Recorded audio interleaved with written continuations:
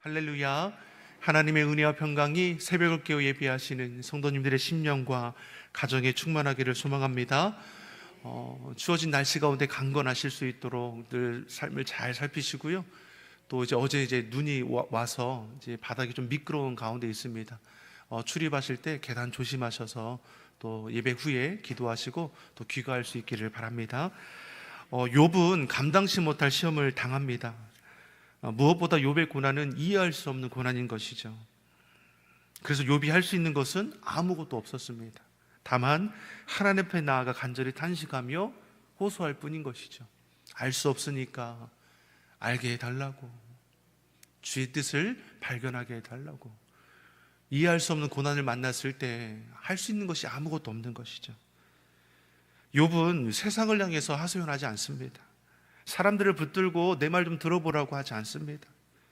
하나님 앞에 모든 울분도, 원통함도, 괴로움도, 분한 마음도 다 쏟아내는 것이죠. 그 고난의 가운데서도 욥이 결국 하나님을 떠나지 않습니다. 사랑하는 성도 여러분, 우리가 원통해도 괴로워도 하나님 앞에 내어 쏟고 결국 하나님의 그 곁을 떠나는 일이 없기를 예수님의 이름으로 소망합니다. 고난 가운데 신음하는 욥을 향해 첫 번째 친구라고 할 수 있는 엘리바스가 인과응보의 법칙을 들어서 네가 당한 고난은 네 죄로 인함이라 정죄하고 얼마나 괴롭게 했습니까? 죄 없는 자가 망하겠느냐? 정직한 자가 괴로움을 당하는 일이 있겠느냐? 다시 말해 내가 당하는 고난은 죄로 인한 필연적인 결과라 단정 지은 거죠. 그럼에도 여전히 욥은 하나님을 향해 울부짖고 있습니다. 그러하기에 더욱더 자신의 고통과 아픔을 달라질 것 없는 삶의 자리에서 하나님께 토로하고 있는 것이죠. 그리고 이것이 욥의 사는 길이 되었습니다. 아멘이시죠? 사는 길은 하나님께 있습니다. 오늘 본문에서는 두 번째 친구인 빌닷이 욥에게 대답하죠. 앞서 엘리바스는 고통 중에 있는 욥을 더욱더 고통 가운데 밀어넣지 않았습니까? 그럼 그 다음 친구라 할 수 있는 빌닷은 어떠한가? 우리 본문 2절, 3절을 같이 한번 보겠습니다. 2절, 3절입니다. 내가 어느 때까지 이런 말을 하겠으며 어느 때까지 내 입의 말이 거센 바람과 같겠는가? 하나님이 어찌 정의를 굽게 하시겠으며 전능하신 이가 어찌 공의를 굽게 하시겠는가? 욥이 하나님 앞에 탄식하죠. 호소하는 것을 곁에서 보던 친구들이 하는 말이 무엇인가? 이 빌닷의 말은 앞선 엘리바스와 다르지 않습니다. 하나님이 정의를 행하셨고 공의를 이룬 거라는 거죠. 즉 욥이 당한 고난은 욥 너의 죄가에 대한 하나님의 심판이고 공의를 행하신 것인데 어찌 너가 이처럼 인정하지 않느냐는 겁니다. 욥은 이해할 수 없는 고난을 당해서 비참한 지경에 이르렀습니다. 그럼에도 하나님을 원망하거나 그 입술로 범죄하지 않았습니다. 다만 하나님 앞에 부르짖어 하나님의 뜻을 깨닫길 원하는 것이죠. 그런데 곁에 있는 친구들이 이미 고난을 통해서 하나님의 뜻을 보이셨는데 어찌 인정하지 않았냐는 거죠. 네가 당하는 고난이 하나님께서 행하시는 공의이신데 어찌 너는 알지 못하는 거냐는 거죠. 여전히 이들은 인과응보 이것으로 저를 보고 있습니다. 하나님의 사랑과 은혜의 원리는 어디에도 찾아볼 수 없는 것이죠. 빌닷은 더욱더 완악한 말을 쏟아냅니다. 4절에 뭐라고 말합니까? 4절의 말씀 같이 보겠습니다. 내 자녀들이 주께 지혜를 지었으므로 주께서 그들을 그 죄에 벌어두셨나니. 욥아, 네 자녀가 왜 죽었느냐? 그 지은 죄로 인함이 아니냐? 자식을 잃은 부모 앞에서 그 죄거로 인해서 자식이 죽은 거 아니냐? 고통에 신음하는 욥을 얼마나 더 고통 가운데 밀어넣는 겁니까? 그것도 누구의 이름으로? 하나님의 공의를 행하신 거 아니냐? 욥을 이해하고 위로해야 할 친구들이 욥이 당하는 고난이라는 결과만 보고 그 이유가 죄라고 단정하여 이렇게 정죄하는 것이죠. 그러면 자녀는 다 죽었는데 욥은 왜 살아 있습니까? 너는 죽을 죄까지는 아닌 거고 회개할 기회가 있다라는 것을 얘기하는 겁니다. 5절 6절의 말씀 보겠습니다. 5절 6절 같이 보겠습니다. 내가 만일 하나님을 찾으며 전능하신 이에게 간구하고 또 청결하고 정직하면 반드시 너를 돌보시고 내 의로운 처소를 평안하게 하실 것이라. 빌닷은 욥에게 죄를 인정하고 회개하여 성결해지라는 거죠. 그러면 하나님이 다시 회복하게 하실 것이야. 자, 이 빌닷의 이 말만 우리가 따로 떼어놓고 보면은 틀린 말입니까? 틀리지 않은 말입니다. 죄인들에게 꼭 필요한 말씀입니다. 죄인들에게 너는 죄를 인정하고 그 죄된 자리를 돌이켜라. 그래야 네가 산다. 그런데 욥과는 상황이 다른 것이죠. 욥의 고난은 죄로 인함이 아닙니다. 아무리 옳은 말이고 아무리 바른 말이지만 욥에게는 적용되지 않는 것이죠. 빌닷은 지금 공의의 하나님을 내세웁니다. 안타까운 것은 무엇이 빠져 있는 겁니까? 공의의 하나님이시자 사랑의 하나님이시죠. 그런데 엘리바스도 빌닷도 이미 당한 고난을 욥의 죄가라고 여기고 죄인이라 단정해 버린 것이죠. 그러니 욥은 회개하고 돌아와야 한다는 겁니다. 나아가 마음을 성결하게 하고 정직하게 하여 다시 회복되라는 거죠. 사실 이러한 빌닷의 모습, 앞선 엘리바스의 모습이 이 시대 우리의 모습일 수도 있는 거죠. 우리도 엘리바스나 빌닷처럼 내가 가진 생각, 내가 가진 경험, 내가 배운 것으로 어떻게 보면 잘못된 확신을 가지고 가족을, 이웃을, 교우를 함부로 판단하고 재단할 때가 있을 수 있다는 겁니다. 우리에게 필요한 것은 내 중심의 잘못된 확신이 아니라 하나님 중심의 은혜의 확신이죠. 우리의 눈이 은혜의 눈이 되어야 합니다. 자꾸만 보여지는 것으로 판단하려고 하는 우리의 마음을 우리가 돌이켜야 하는 것이죠.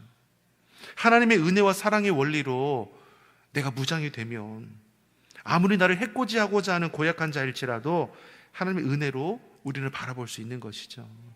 예수님이 공생의 기간 동안에 이 원리를 가지고 죄인들을 대하지 않았습니까? 예수님 당시에 사람 취급도 받지 못했던 세리들, 죄인들의 친구가 되어주셨습니다. 분명 세리와 죄인들은 당시에 많은 사람들에게 손가락질 받습니다.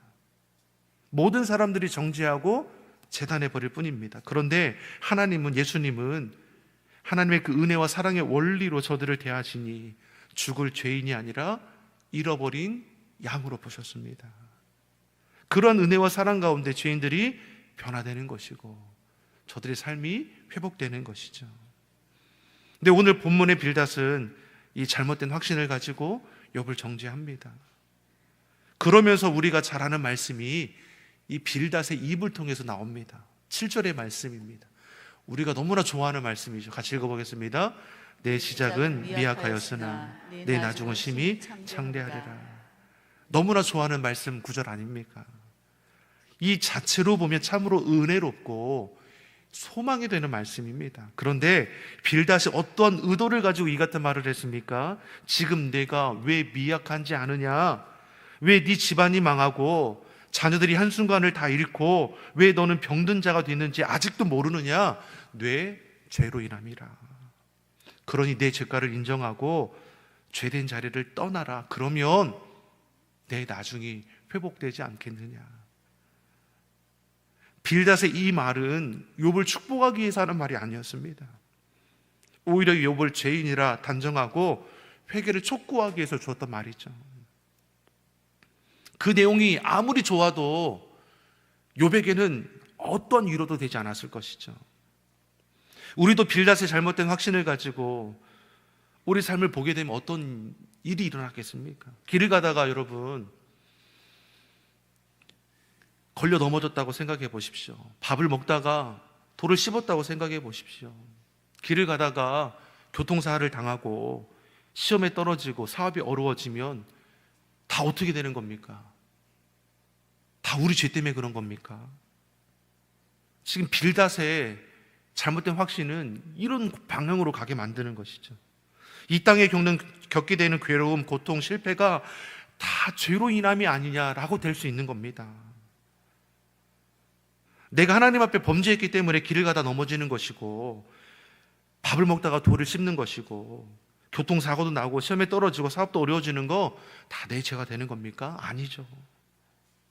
이 같은 잘못된 마음들, 확신들이 얼마나 위험한 생각입니까? 믿는 우리는 인과 응보의 법칙이 아니라 하나님의 은혜와 사랑의 법칙으로 살아가는 자임을 잊지 않기를 바랍니다. 물론 욥의 나중은 창대해졌습니다. 이는 빌닷의 말처럼 그가 회개하고 하나님 앞에 성결하게 섰던 것 때문에 그런 것이 아니라 오직 하나님의 긍휼하심이 있습니다. 주신 분도, 거두시는 분도, 정금같이 나아게 하시는 분도 우리 하나님이시죠. 우리가 오늘 이렇게 하나님 앞에 나와 예배할 수 있는 것도 다 하나님의 긍휼하심이죠. 하나님의 은혜로 살아가는 인생임을 잊지 않기를 예수님의 이름으로 소망합니다. 우리의 삶의 기준은 이처럼 내 지식이나 경험, 세상 가치에 있지 않습니다. 상황에 따라, 환경에 따라 바꾸어질 것들이 아닌 변치 않는 진리의 말씀이 우리 삶의 기준이 되어야 합니다. 빌닷은 마치 하나님의 입장에서 말하는 것처럼 보이지만 실상은 다 자기 고집과 잘못된 확신에서 비롯된 말들인 것이죠. 8절 이하에 계속되는 것을 보십시오. 다 정죄하는 말입니다. 8절에서 10절의 말씀을 보겠습니다. 8절에서 10절의 말씀을 우리 천천히 같이 한번 보겠습니다. 청하건대 너는 옛 시대 사람에게 물으며 조상들이 터득한 일을 배울지어다. 우리는 어제부터 있었을 뿐이라. 우리는 아는 것이 없으며 세상에 있는 날이 그림자 같으니라. 그들이 내게 가르쳐 이르지 아니하겠느냐. 그 마음에 나오는 말을 하지 아니하겠느냐. 빌닷은 옛 시대의 사람, 선진들의 하는 말을 들어보라 말하죠. 나와 별반 다르지 않게 말할 거다. 그러면서 11절 이하의 조상 때부터 전해 내려온 교훈적인 말을 하나하나 욥에게 말하고 있는 겁니다. 우리에게도 수많은 속담들이 있지 않습니까? 다 속담마다 의미가 있고 교훈이 있습니다. 그런데 그것이 절대적인 것은 아닌 것이죠. 빌닷의 조상 때부터 내려오는 교훈적인 말들을 욥에게 하는데 그것이 욥에게 무슨 위로가 되겠습니까? 다 정죄하기 위해 하는 말들인 것이죠. 11절에 왕골이 진펄은 아닌 데서 크게 자라겠느냐, 갈대가 물 없는 데서 크게 자라겠느냐. 12절에 물이 말라버리면 왕골도 갈대도 다 말라 죽게 된다. 13절에 하나님을 잊어버린 자가 이와 같다. 교훈적인 말이죠. 틀린 말 아닙니다. 다만 문제는 무엇입니까? 욥과는 아무런 상관이 없다라는 거죠. 결과를 보고 정죄하고 그 과정을 헤아리지 않습니다. 혹 우리도 이 같은 잘못된 확신이나 내가 가진 알량한 지식과 경험으로 가족들을, 이웃들을, 교우들을 정죄하고 있지는 않은가? 사업의 실패, 육신의 질병, 삶의 고통으로 아픔을 겪는 이들을 위로한답시고 이를 죄와 연결시키고 회개하라 말하는 것이 혹 우리 안에도 있지 않은가? 고통 가운데 처한 사람에게는 옳은 말, 바른 말이 아니라 위로와 격려와 공감이 필요한 것이죠. 그것도 우리는 어떻습니까? 하나님의 이름으로 엘리바스, 빌닷처럼 더욱더 아픔과 상처를 줄 수 있는 일들이 우리 안에도 일어나는 것이죠. 인과 응보의 법칙 아닙니다. 하나님의 은혜와 사랑의 법칙으로 우리의 삶의 자리를 세워갈 수 있기를 예수님의 이름으로 축원합니다. 기도하겠습니다. 좋으신 아버지 하나님, 잘못된 확신으로 함부로 판단하지 않게 하여 주시옵소서. 고난이 죄의 결과라 여기는 어리석음을 벗어버리게 하시고 하나님의 은혜와 사랑의 법칙을 따라 오늘도 감사로 살아가게 하여 주시옵소서. 특별히 우리의 말과 섬김이 지치고 낙심된 자들에게 위로가 되게 하시고 주의 사랑과 은혜를 전하는 자가 되게 하여 주옵소서. 감사드리며 예수님의 이름으로 기도드립니다. 아멘.